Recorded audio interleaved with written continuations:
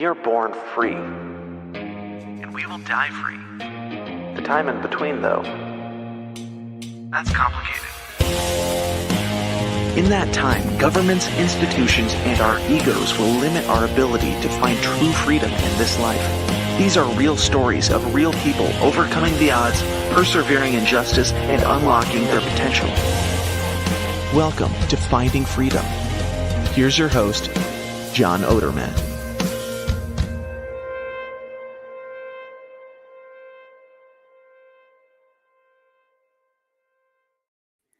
What's up, everybody? Welcome back to another episode of Finding Freedom here on the Lions of Liberty Network.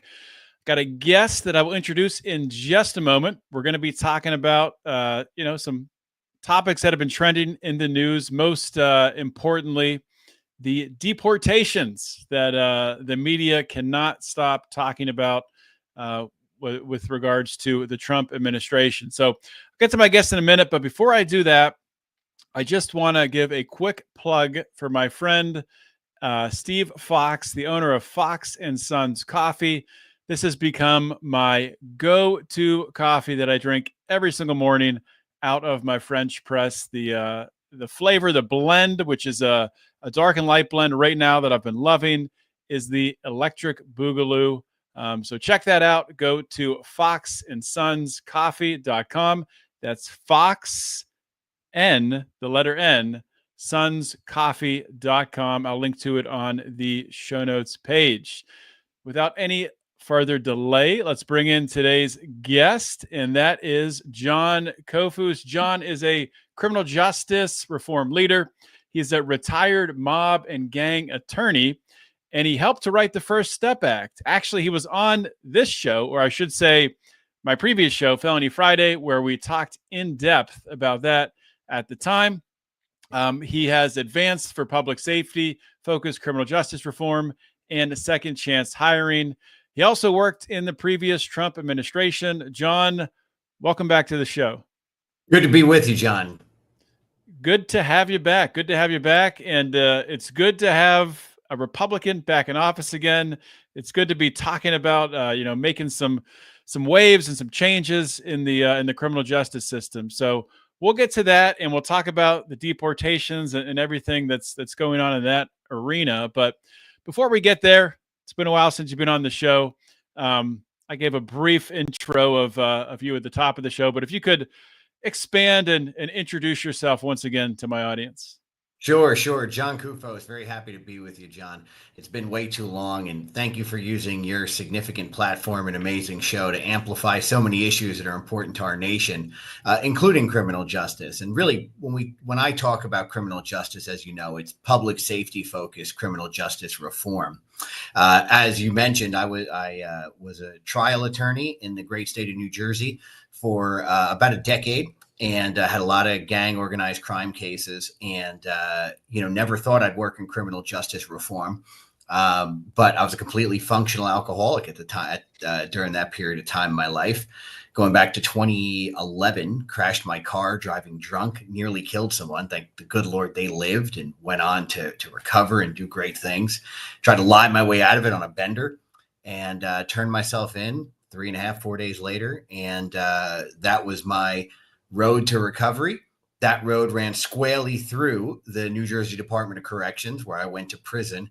I pled guilty at my very first court appearance, right? Because I made a deal with God that if he would see me through sort of the chains of addiction, that I would take whatever the penalty is. So I copped out first appearance. My lawyers were not thrilled about that, right? That's not the playbook in these kind of cases. But I did it, went to prison, was miraculously and surprisingly paroled. I found out at 16 months, I'd be paroled at 17 months, which was a surprise. I had never worked. I had no real political friends. Good Jersey story. I didn't know a single politician until I was a felon, John, right? Which I guess makes sense in Jersey, right? In Jersey, that's normal, but in other places, maybe not so much. But the parole board, they believed in me.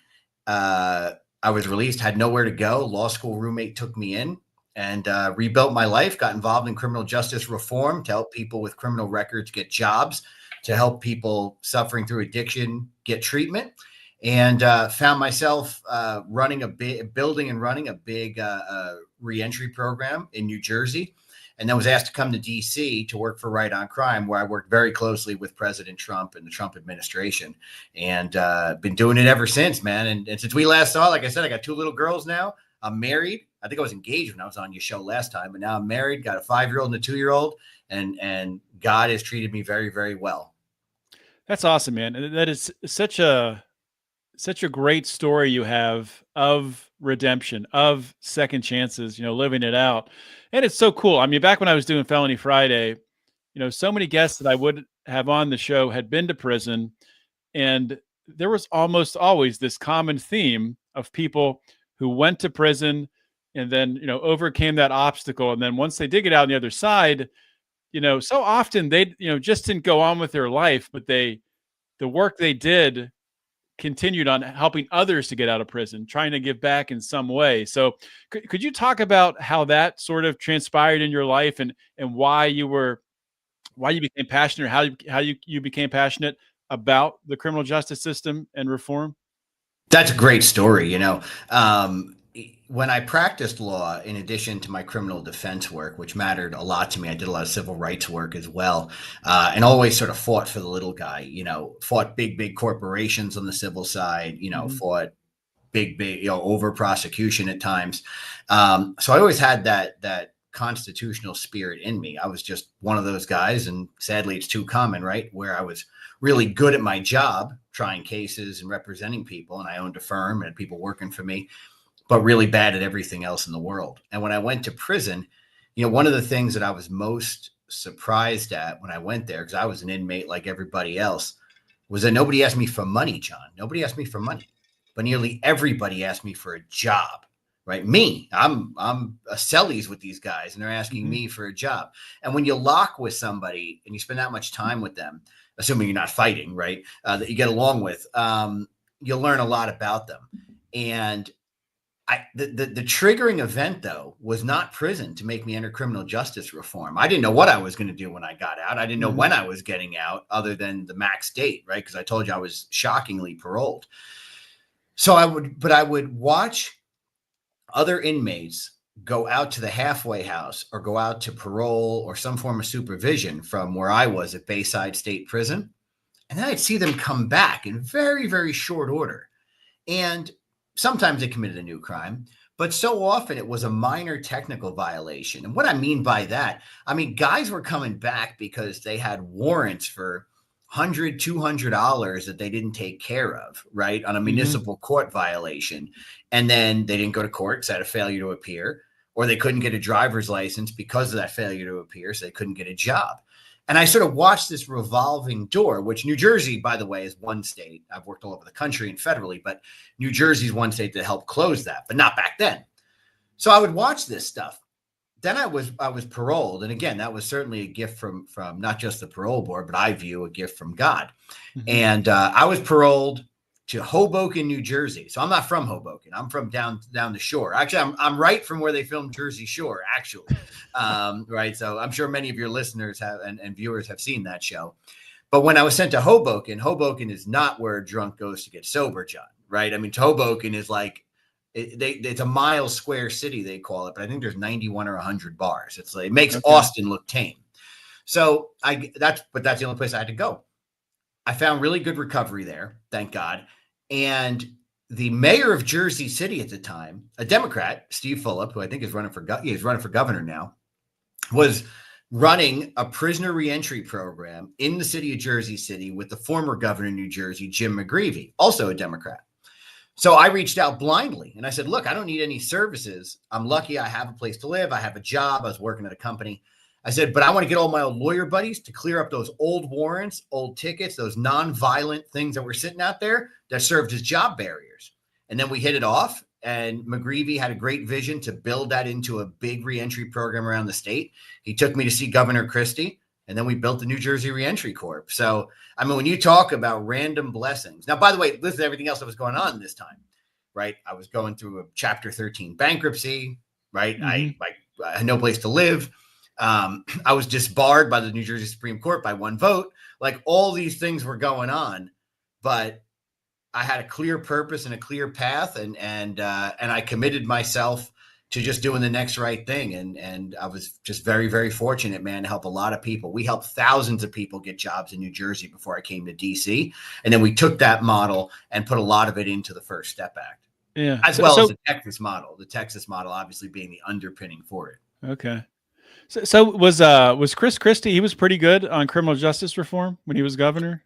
He was fantastic. Listen, I mean, Yeah. Chris Christie, not only, was he an aggressive prosecutor back in his day, some may say too aggressive, but he was an aggressive federal prosecutor cleaning up corruption in New Jersey.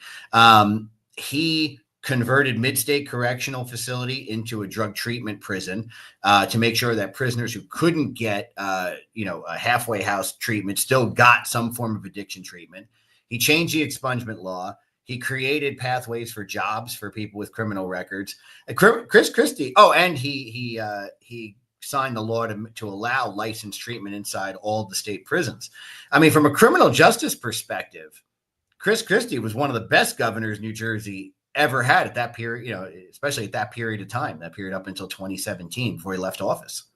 Yeah, that's pretty cool. Yeah. Are you familiar with a program in Pennsylvania called Second Chance PA? Have you heard of that?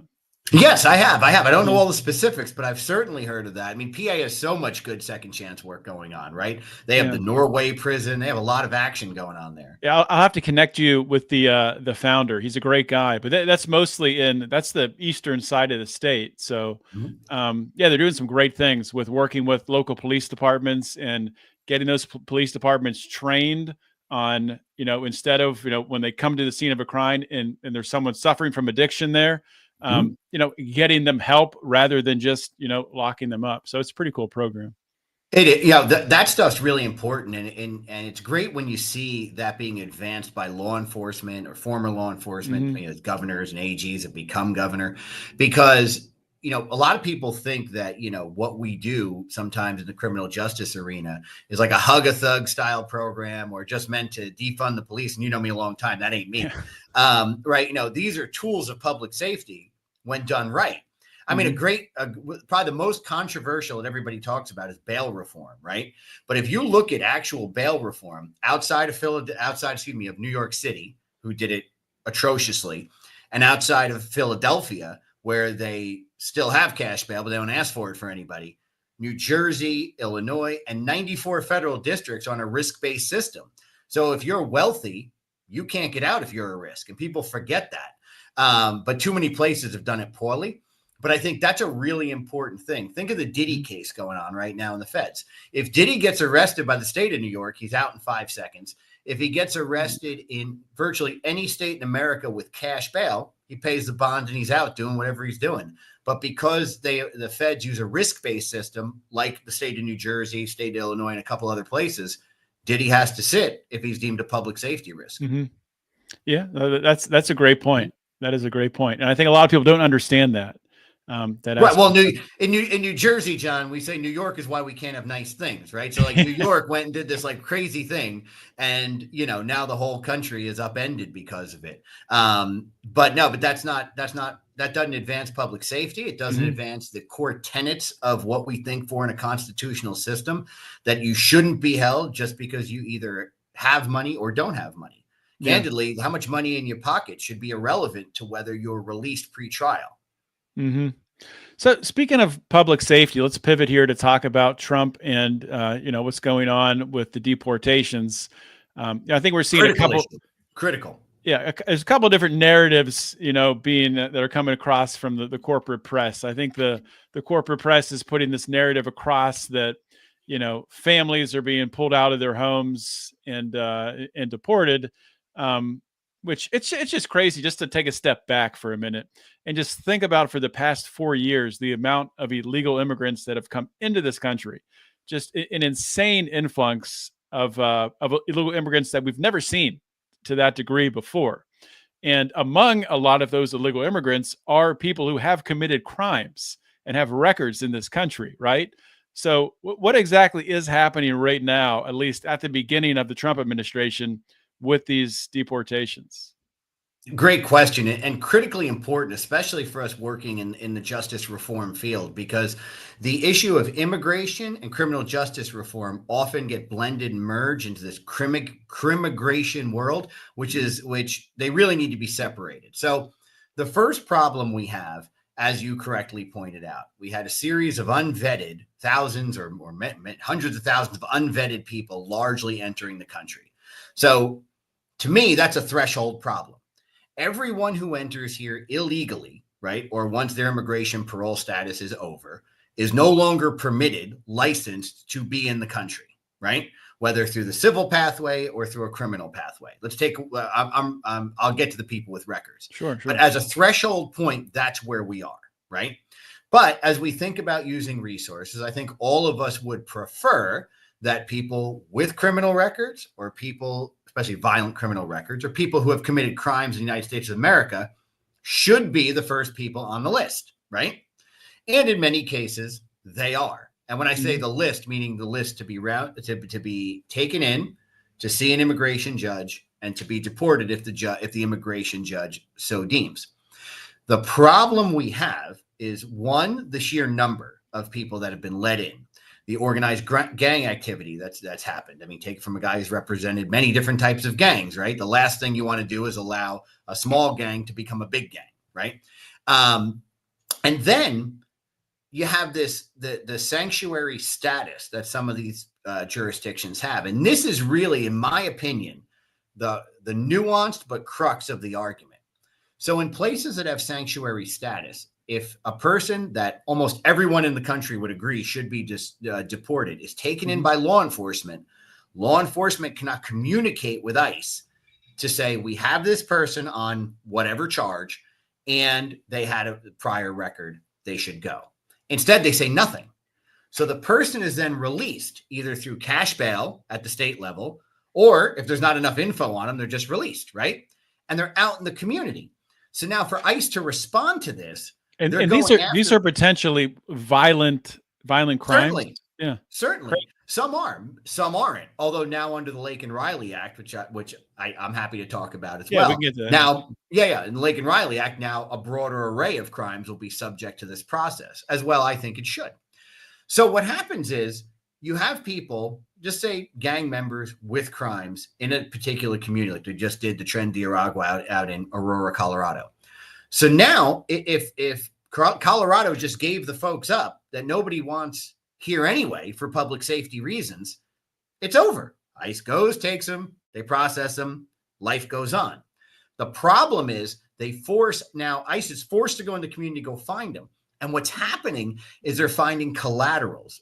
And what I mean by a collateral is, let's say I'm the gang member, right, who has God knows what in my background, and you're just a guy trying to do the right thing who might happen to be here illegally, but you have no problems, right? You're a hardworking guy who just happens to be here illegally. Well, and we live together, know each other. You're coming home with your groceries while they're looking for me. Now we both go, right? And so when we see people that, maybe others think shouldn't be removed or subject to deportation procedures, so much of that is based on this collateral issue that's going on. And that's why even if you want to keep your state a sanctuary state or jurisdiction, just remove that jail, arrest, ICE connection. Just remove the restriction on jail, law enforcement, ICE. Candidly, the government would be so busy removing people who everyone agrees is a public safety threat, they wouldn't get to everybody else, in my opinion. So do you think that Democrat politicians and people in these sanctuary cities, what do you think their intent is with, just what you talked about there with, that restriction? I mean, do they just not care about public safety? Is it just because they want to have this narrative that they are, open to everyone, being totally inclusive? Like what's really happening, do you think, underneath it? I think there's a lot of different factors, but I do think there is an interest in getting the picture of the family with no criminal record, surrounded by ICE agents and Mm-hmm. deported, right? And I think that unfortunately, those people are being used as political pawns in this particular context. And what they're doing is, what this whole process is doing is clouding good criminal justice reform work, writ large, because the average listener, the average viewer is not thinking about all these issues every day. So they say, well, if you're getting arrested, forget you, right? And we try to keep people away from those narratives. I think that the broader question, and we can have a whole separate show about this, but Mm-hmm. why in the first place would you allow certain communities or have flights to other communities of people who are with moderate to no vetting? I think we'd have to ask the prior administration that. But where we are now, unfortunately, I mean, President Trump was very clear when he got in what he intended to do. He made no mistake about the type of people he appointed to do it. He didn't appoint any shrinking violets, right? Tom Homan is not shy, and he believes very deeply in his mission, having served as a city cop and obviously rising through the ranks to protect our border. So the right thing to do is for cooperation between all of the jurisdictions with the people that we all think are public safety risk. And candidly, John, if we just started there, we'd have a great bipartisan win for all sides. We would be increasing public safety. And as a byproduct, just at the rate of government bureaucracy, the sheer numbers, you're not going to get to the collaterals in the same function, because ICE isn't coming in to go see who's who. They're just taking who they got and getting them out. Yeah, it's just crazy when you look at a chart of previous presidential administrations, looking back to Obama and even before Obama. Deportation spiked up way up at the highest point when Barack Obama was president, and then came down. And then they did go back up a little bit with Trump, but then obviously with Biden, they went down to almost nothing. So it's interesting because nobody really references that lens of Obama also was doing deportations. Right. But you look at the Trump administration, it's like, oh my God, the sky is falling. Yeah, and you're exactly right, and I think that's a media thing, right? And you're in a better position to understand the nuances of polarized media, which you are not, thankfully. Polarized media better than others, and I think what we're going to see long term on the Trump effect of this is I think we're going to see far lower deportations in the aggregate. And I know people are probably scratching their head and saying, well, how could that be? I mean, in New Jersey alone, I think there were 5,000 or just under 5,000 in the last 5 days or 6 days of January. And that's because the preliminary numbers are showing people are not coming. People are self-deporting because they don't want to go through the process. People are not coming to the border, and they're not storming the border in the same way they were, because America is not as attractive for illegal immigration as it once was. So I think in the aggregate, we're going to see less numbers. It remains to be seen if Guantanamo Bay has to be used. And I have my own feelings about whether or not that should be the case. But I do think in the long term, we're going to see less because it's a deterrent factor. There are other easier countries to go into at this point. Yeah. Let's talk about that, Guantanamo Bay element of, deportees, I guess. Is that what you would say? Being Guantanamo Bay being used to detain them. And also, like, another aspect of it is that a question about, so when someone is deported, say we're deporting someone to, I don't know, Venezuela or wherever, when they are deported, let's do this question first, then we'll go to Guantanamo Bay. When they are deported, maybe it depends on the country, but is that country normally detaining that person and incarcerating them, or are they just letting them go, and can they just make their way back into this country? Yeah, it's usually the latter, right? They're under no obligation. If you have, say you are up for a sentence or served a sentence or serving a sentence here in America, and you get deported before the completion of that sentence, or you would have been on parole in America, will you be on the equivalent in your country of origin? Probably not. The process, of course, is that if there's a deportation order, it's like a warrant. When you get taken, you're sent. If you don't have a deportation order attached to you, even if you have a legal status, you go to the ICE judge, who determines whether to deport you or to release you on an immigration bond, right? There's various immigration bonds, including for lower risk people. The immigration judge can let you out if you're going to self-deport, right? That's not going to happen to the people we're talking to. But I bring that up for your viewers and listeners because some people think that, oh, as soon as they catch these people, they're on the first plane out of here. Well, that's going to be if you have an existing warrant for deportation. Yes, of course, right? There's a court order for that. But for the collateral folks, people they're running into who may just be on expired status or no status, they're going to see an ICE judge. And the ICE judge could let him out on an immigration bond if someone has been following the rules.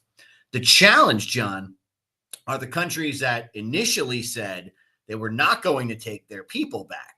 And obviously we know what happened. And Colombia was the one did it first. Yeah. And Trump said, well, yes, you are going to take them back, or else there'll be economic sanctions to pay. And then the president sent the president's version of Air Force One to go get them.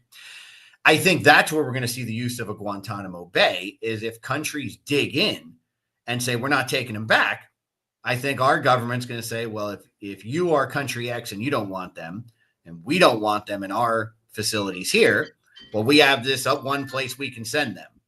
And then they're going to send them to Guantanamo Bay, which I think is my hope is that never is. I know the first round just went there, but my hope is that this doesn't happen as much. I hope that the countries just take their folks back and, do what they need to do, because if we have a stronger border, the people won't be able to get back in as easily anyway. So is that who's being sent to Guantanamo Bay, violent criminals who their country will not take them back? So the first wave was a trendy Aragua gang. I think it was unclear if their country of origin wanted them, but I'm pretty sure they did not. And then they went to Guantanamo Bay, at least as a stop until it's figured out if their country is going to take them back. I think El Salvador has also volunteered to use its mega prison for some of this as well, for countries that won't take people back, which is like the ultimate, if you ever have studied that prison or taken a look at it, it holds about 40,000 people. It's like its own city. And while it's new, it's a physical plant. You don't see mold running down the walls like you might see in older prisons. The conditions there that's no place you'd want to be. And it's also the most violent people in that country. Yeah, I mean, 40,000, you could fill it up pretty fast, though. I'm sure, and it's probably already pretty close to being full. So I'm not sure how much of a, how many can really be put there. But yeah, I think it's a scare tactic, and I think it's a good scare tactic, though, right? Because think about it: if you knew you were eligible for Guantanamo Bay or that prison, and you knew you could self-deport, I think you probably any logical person's like, I better get the hell out of here. Yeah, which I guess we're seeing some of that. You hear some stories about people for certain jobs not showing up for work, and I think over time that will settle. I memean, when people realize that even if they are here illegally, if they haven't committed a crime and they're not caught up, like you said, they weren't caught up in what do you say, collateral, like a collateral situation, then I don't see Trump going after just everyone who's here illegally. Is that something that you see happening? I'd agree. I think we have enough people who are dangerous that would fill all day and all night if everyone cooperated, right? And then we'd have to see what happens after that. But I want to touch on a point when we talk about people not coming to work. One of the things that folks have said for a long time is that there's going to be no workers for a variety of jobs, construction industry, right, being one of them. And, as you sort of look at this, this is a right place. And I've had conversations with the administration on this and other topics that, like, second chance hiring, what we did under First Step, what the states are doing in rehabilitation. If they opened up broader second chance hiring, you would naturally fill that gap anyway, right? With Americans here and qualified workers. So I bring that up because I think it's a red herring, as they say on law school exams, right? It's a red herring to think that nobody's going to be around to do any jobs if there's strong immigration enforcement. And to your point, when President Obama was deporting people at a much greater rate, there were still plenty of workers. So that brings up, I guess, my last question here, referencing the original First Step Act. Do you see something similar happening in Trump's second term with more criminal justice reform that could facilitate more second chance hiring? I do. And I think it's going to be a product of the economy, first of all, because I think the economy is going to continue to climb. But the very first thing that needs to happen, and I was so encouraged by Attorney General Pam Bondi during her very first hearing, right? Her very first confirmation hearing, she talked about how important it was to implement the First Step Act correctly, how to build more halfway houses in treatment, and to get that and to pick a director that does that well. So, I mean, the Attorney General of the United States has a lot of things to talk about in their confirmation hearing. To have her come right off the bat saying we have to execute First Step I was cheering in front of the television, right, when I saw that. Although I'm not surprised. Pam Bondi has always been really good on issues like this, dating back to Florida.